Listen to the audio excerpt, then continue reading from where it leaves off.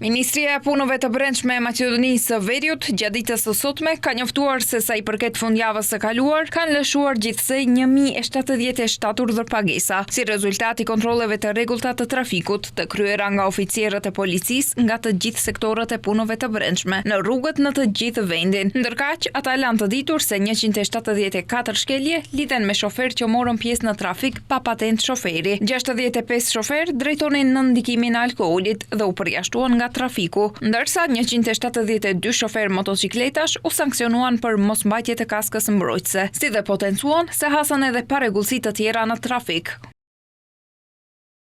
156 shkelje gjatë fundjavës lidhen me mosrespektimin e kufizimit të shpejtësisë të përcaktuar, 149 për parkim të paautorizuar, ndërsa 58 persona u sankcionuan për mosmbajtje të rripit të sigurimit. 24 masa u shqiptuan për përdorim të telefonit celular gjatë drejtimit, 8 sanksione për kalim të semaforit të kuq dhe 3 shkelje u shqiptuan për shoferët të skuterëve elektrik.